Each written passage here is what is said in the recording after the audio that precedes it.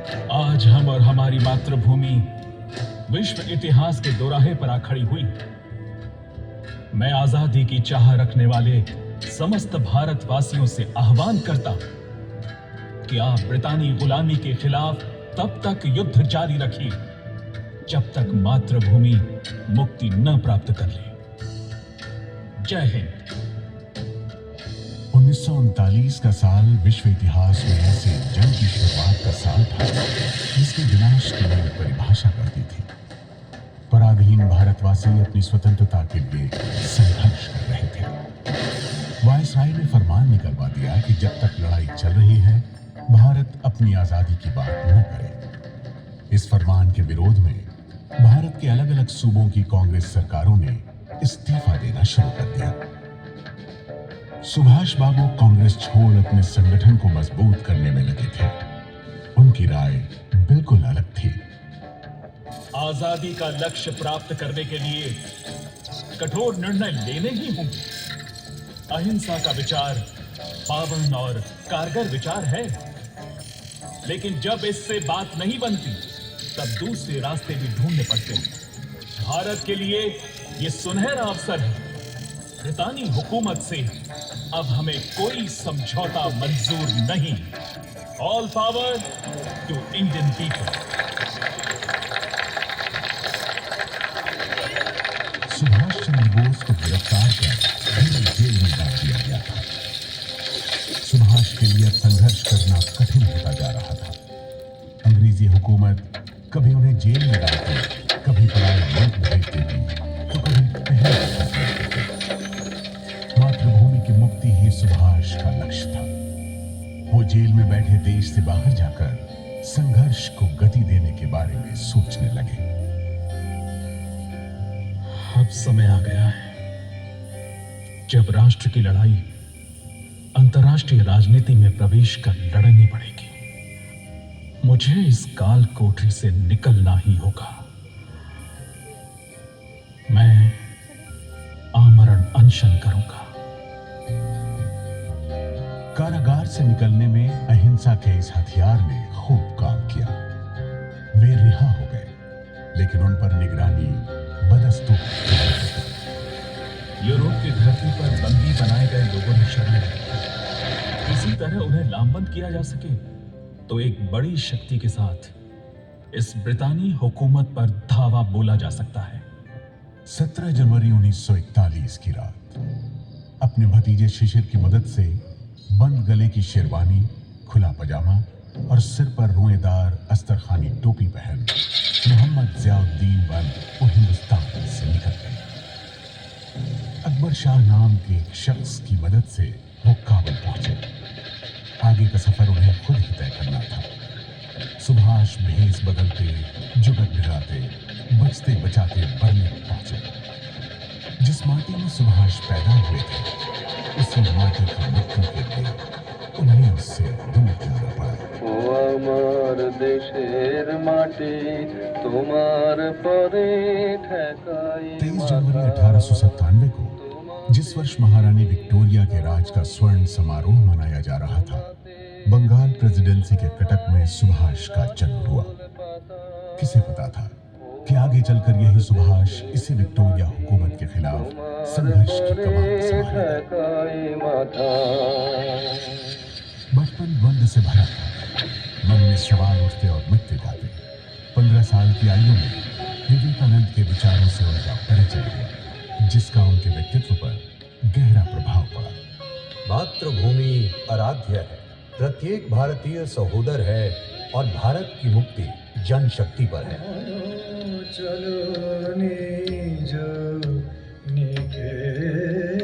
Matric की परीक्षा पास कर सुभाष प्रेसिडेंसी कॉलेज आ गए। विचारों से भरा खुला वातावरण, बाल गंगाधर तिलक और अरविंद घोष के विचार उन्हें प्रभावित करने लगे। मन में बेचैनी थी, कई सारे सवाल, उत्तर मिल नहीं रहा था। एक दिन गुरु की खोज में निकल गए। तीर्थ स्थलों, आश्रमों, साधु सन्यासियों के बीच भटकते रहे। विचलित मन शांत हुआ, तब घर लौट आए। गुरु तो नहीं मिला था, लेकिन संशय के बादल थोड़े छट गए थे। मन में मातृभूमि और उसकी मुक्ति की बातें घूमने लगी थी कि तभी पिता ने फरमान सुनाया कि सुभाष, तुम कैम्ब्रिज जाओ और आईसीएस की परीक्षा दो। सुभाष दुविधा में जरूर पड़े, लेकिन पिता के आदेश को ना नहीं कह सके और समुद्री जहाज से इंग्लैंड के लिए रवाना हो गए। दूर जाते जहाज से सुभाष अपनी मातृभूमि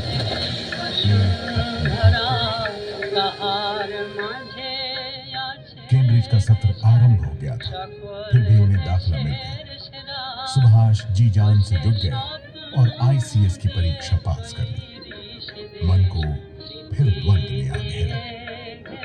मन की बात सुनो या पिता के आदेश पर चलो। मातृभूमि मुझे बुलाती है, मुझे जाना ही होगा।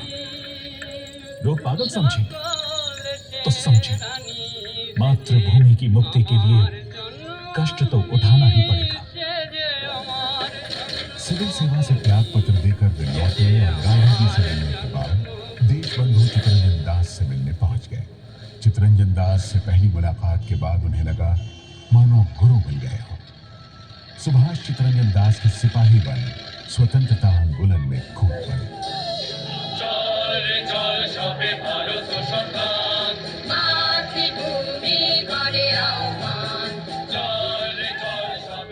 आंदोलन के शुरुआती दिनों में ही एक घटना घटी। प्रिंस ऑफ वेल्स के भारत दौरे का विरोध किया जा रहा था। सुभाष पूरे उत्साह से लगे थे।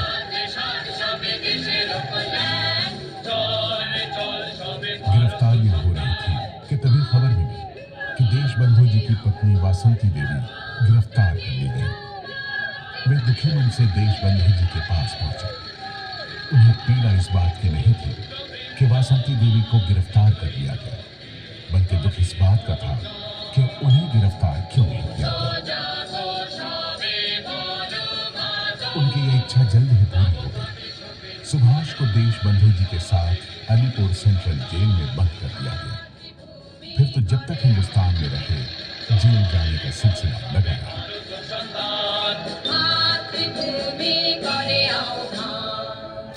नई दिशा देने वाले हमेशा धारा के विपरीत वेगमयी लहरों से टक्कर लेते नवीन पथ का निर्माण करते हैं, नई पहचान देते हैं। बोली भाषा को बदल दें तो संस्कृति बदल जाती है, नाम और वस्त्र से पहचान। बरतानवी हुकूमत ने भारतीय पहचान को धूमिल कर दिया था। सुभाष ने निगम कर्मचारियों को खादी वस्त्र पहनाकर निगम की गलियों के नाम भारतीय विभूतियों के नाम पर रख धूमिल पड़ती पहचान को फिर से जिंदा कर दिया था। सुभाष अपने लोगों के बीच लोकप्रिय होते जा रहे थे।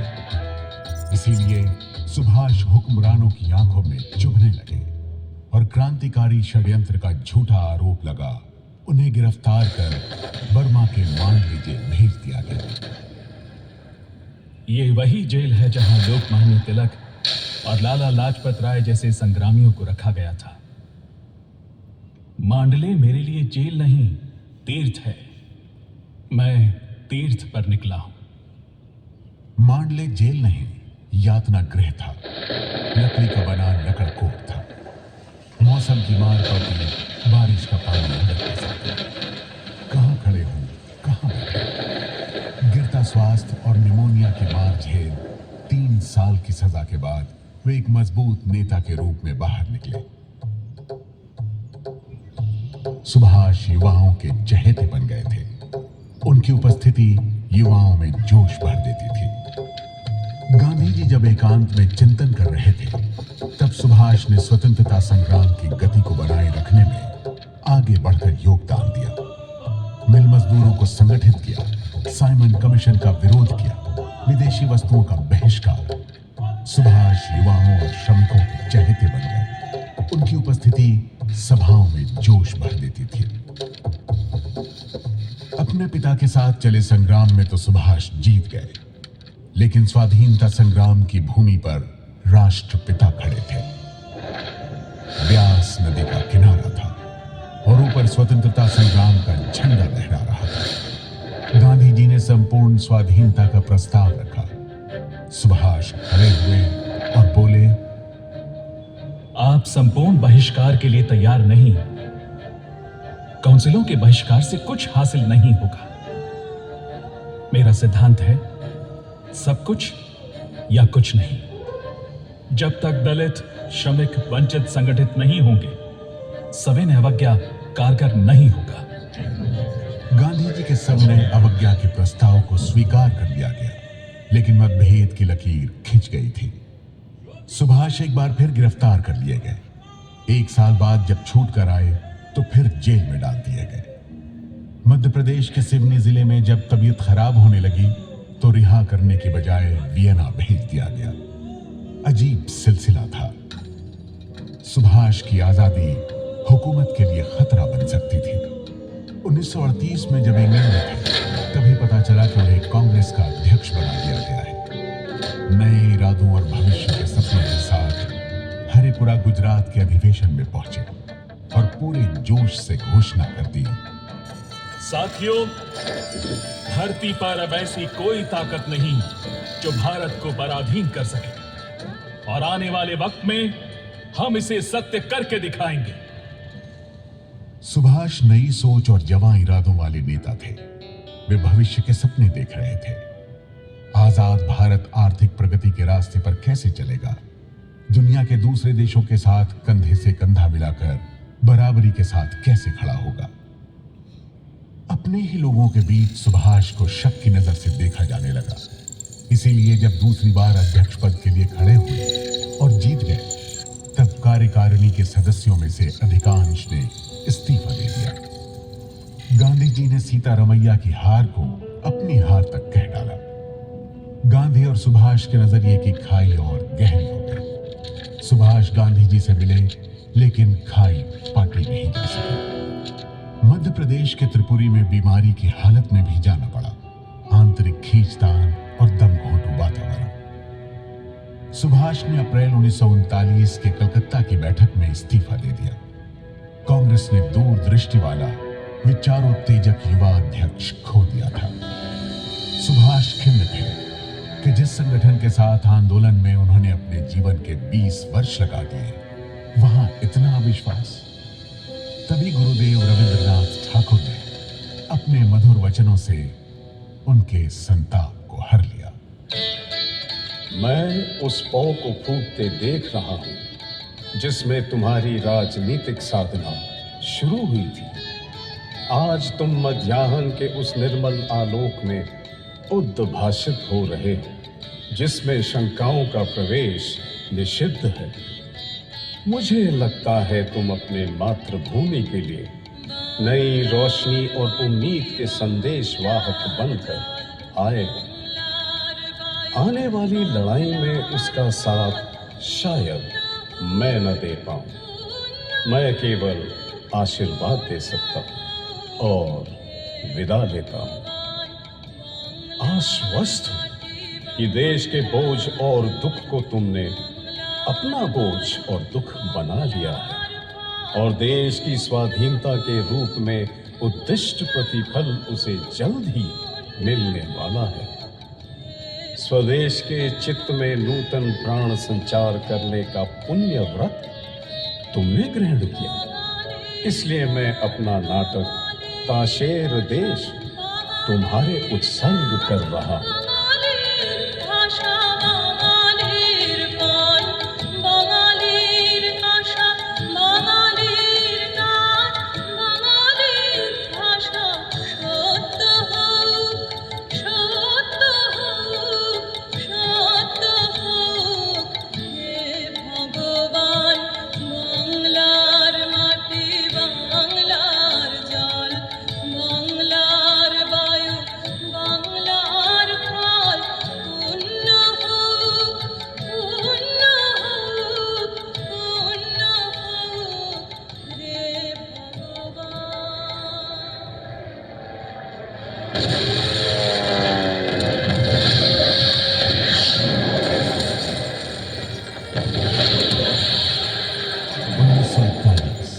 दूसरा विश्व युद्ध चल रहा था।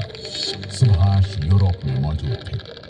प्रवास ले रहे युद्ध बंदियों को लेकर इंडियन नेशनल आर्मी की स्थापना कर दी। रेडियो जैसे आधुनिक संचार माध्यम को संघर्ष का माध्यम बना दिया और इस तरह आजाद हिंद रेडियो स्वरूप में आया। साथियों, भारत की मुक्ति का समय आ पहुंचा है। भारत उठेगा और गुलामी की उन जंजीरों को काट फेंकेगा जो जमाने से उसे जकड़े पड़ी हैं। भारत की मुक्ति के लिए एशिया और विश्व के अन्य देश भी आगे बढ़ रहे हैं। सिंगापुर जापान के कब्जे में था। नेताजी चलती लड़ाई में महीनों लंबी यात्रा करके समुद्र के रास्ते पनडुब्बी से जापान पहुंचे। पहली मुलाकात में ही जापानी प्रधानमंत्री तोजो ने बिना शर्त मदद का मौका दे दिया। सुभाष की आजाद हिंद फौजी शिखर समान सिर ऊंचा किए खड़े थे।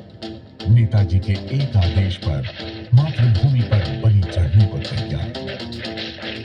हथियारों की ताकत और खून की कीमत से तुम्हें आजादी लेनी है। जब भारत आजाद होगा, तुम्हें स्थायी सेना बनानी, सुरक्षा की ऐसी मजबूत बुनियाद खड़ी करनी है कि भविष्य में हमें कभी अपनी स्वतंत्रता न खोनी पड़े। मेरे वीरों, तुम्हारा उद्घोष होना चाहिए, दिल्ली चलो। आजाद हिंद फौज अभी अधूरी थी। आधी आबादी की भागीदारी के बिना संग्राम अधूरा था। नेताजी ने रानी झांसी रेजिमेंट की स्थापना कर दी। ये आजाद हिंद फौज की वीरांगनाओं का युद्ध दस्ता था। मार्च 1944 आजाद हिंद के सिपाही तैयार खड़े थे। जनरल कियानी ने आदेश दिया और जय हिंद दिल्ली चलो के नारे लगाते जोशीले भारतीय जवानों ने इंफाल पर धावा बोल दिया। आजाद हिंद फौजियों ने भारत की सीमा में घुसकर तिरंगा लहरा दिया। वहां कुछ ही दूर, उस नदी के पार, उन जंगलों से आगे, उन पहाड़ियों के उधर फैली है हमारे सपनों की धरती। जिस धरती में हम जन्मे थे, उसकी गोद में अब हम लौट रहे हैं। लहू को लहू बुला रहा है। उठो, हथियार संभालो, बढ़ते चलो, चलो दिल्ली चलो। इंफाल सिर्फ 10 किलोमीटर दूर रह गया था कि बेमौसम बरसात ने बढ़ते कदमों को रोक दिया। बरसात ऐसी थी मानो आसमान से बादल फटा था। लगातार होती बारिश और पहाड़ियों रसद की कमी। ब्रिटिश और अमेरिकी फौज बढ़ती चली आ रही थी। आजाद हिंद फौजियों को मिली आंशिक जीत के बाद भी लौटना पड़ा। आसमान से अमेरिकी बम वर्षा आग उगल रहे थे। आजाद हिंद फौज के 25,000 से ज्यादा फौजी मारे गए और नेताजी को अपनी बची हुई फौज के साथ बैंकॉक लौटना पड़ा। साथियों, बेशक आजादी की लड़ाई का पहला दौर हम हार गए, लेकिन ये सिर्फ पहला दौर है। लड़ाई के अभी और दौर आएंगे। भारत की आजादी का जब निर्णायक इतिहास लिखा जाएगा, आजाद हिंद फौज का उसमें सम्मानित स्थान होगा। इम्फाल और कोहिमा की लड़ाई के बाद हमारी स्वतंत्रता संग्राम का पहला अध्याय समाप्त हो गया। दुर्भाग्य से राष्ट्र के प्रति उनका सक्रिय योगदान भी यहीं समाप्त हो गया। लेकिन जनता की यादों में नेताजी अभी भी जिंदा थे। भारतीयों के इस यकीन से अंग्रेज खौफ से भर जाते।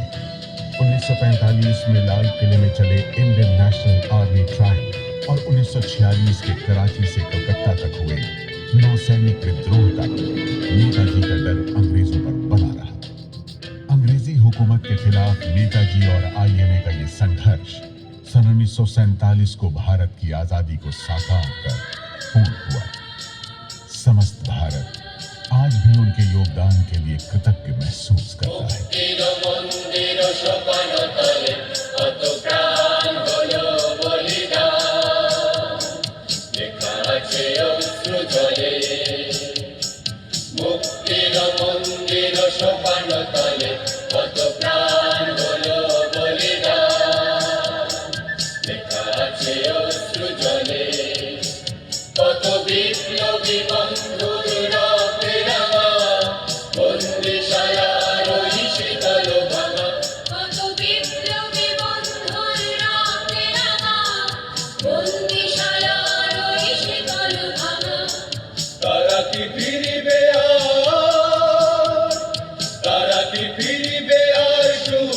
পথে কত তরুণ অরুণ গেছে আস্থা চলে মুক্তির মন্দির সোপান তলে কত প্রাণ হলো বলিদান লেখা আছে অশ্রু জলে মুক্তির মন্দির সোপান তলে কত প্রাণ হলো বলিদান লেখা আছে অশ্রু জলে লেখা আছে অশ্রু জলে লেখা আছে অশ্রু জলে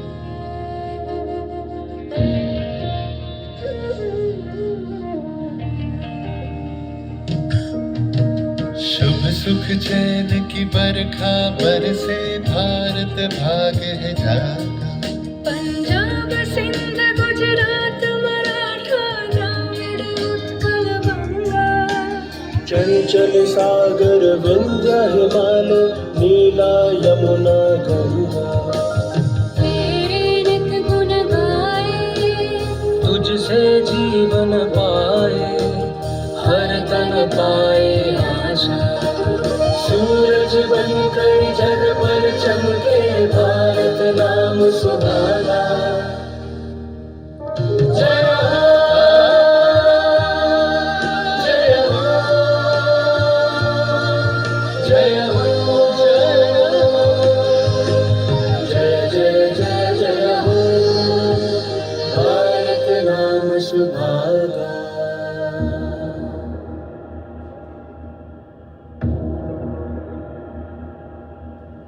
जनगण मन अधिनायक जय हे भारत भाग्य विधाता पंजाब सिंध गुजरात मराठा द्राविड़ उत्कल बंगा विंध्य हिमाचल यमुना गंगा उज्जल जलधि तरंगा तब शुभ नामे जागे तब शुभ आशीष मांगे गाहे तब जय गाथा जनगण मंगलदायक जय हे भारत भाग्य विधाता जय हे जय हे जय हे जय जय जय जय हे